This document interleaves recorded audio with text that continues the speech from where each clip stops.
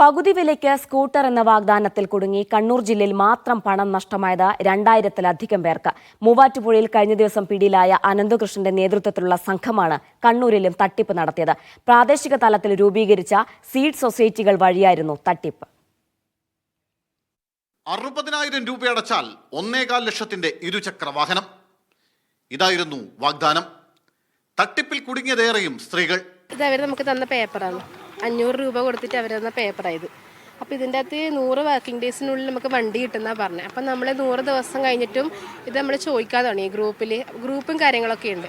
അപ്പോൾ ആ ഗ്രൂപ്പിൽ നമ്മൾ ചോദിക്കുന്നതിന് എനിക്ക് പലതരത്തിൽ ഭീഷണിപ്പെടുന്ന കോളുകൾ വന്നിട്ടുണ്ട്. ഇതിങ്ങനെ സർദാർ വല്ലഭായ് പട്ടേലിൻ്റെ ഒരു പദ്ധതിയാണ്, പിന്നെ ചാരിറ്റബിൾ ട്രസ്റ്റാണ് എല്ലാം പറഞ്ഞപ്പോൾ ഇങ്ങനെ കുറച്ച് ആൾക്കാർക്ക് കൊടുത്തിട്ടുണ്ട്. ഇത് അങ്ങനെയെല്ലാം പറഞ്ഞ് വിശ്വസിച്ചപ്പോൾ ഞാൻ വിചാരിച്ചു എന്നാൽ പിന്നെ മെമ്പർഷിപ്പ് എടുക്കാമെന്ന്. ചെറിയ പൈസ ഉള്ളത് തയ്യൽ മെഷീനായാലും ചെറിയ പൈസ ഉള്ളത് കൊടുത്തിന്.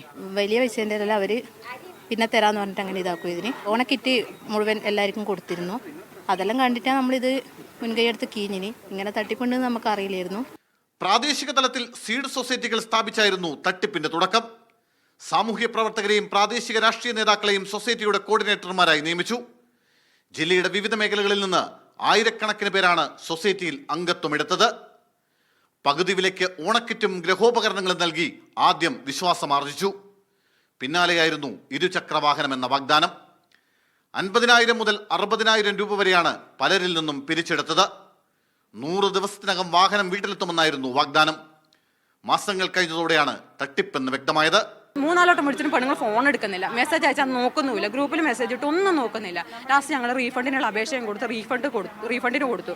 എന്നിട്ട് റീഫണ്ടിന് കൊടുത്താൽ പ്രോമിസറി നോട്ടിൽ 10 ദിവസത്തിനുള്ള റീഫണ്ട്, 10 വർക്കിംഗ് ഡേയ്സിനുള്ള റീഫണ്ട് എന്നാണ് പറഞ്ഞത്. 10 വർക്കിംഗ് ഡേയ്സ് കഴിഞ്ഞിട്ടും റീഫണ്ട് ഞങ്ങൾക്ക് തിരിച്ചു കിട്ടിയില്ല.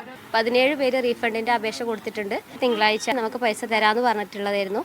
അപ്പോൾ ഇന്നലെ വെള്ളിയാഴ്ച ഇങ്ങനെ ഒരു പ്രശ്നം വന്നത് കാരണം ആരും അവർക്ക് പൈസ നൽകിയില്ല. അതുകൊണ്ട് നമുക്ക് പൈസ കിട്ടിയിട്ടില്ല.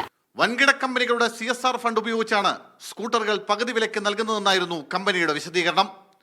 സ്കൂട്ടറിന് പുറമെ ലാപ്ടോപ്പ്, തയ്യൽ മെഷീൻ തുടങ്ങിയവയുടെ പേരിലും തട്ടിപ്പ് നടന്നു.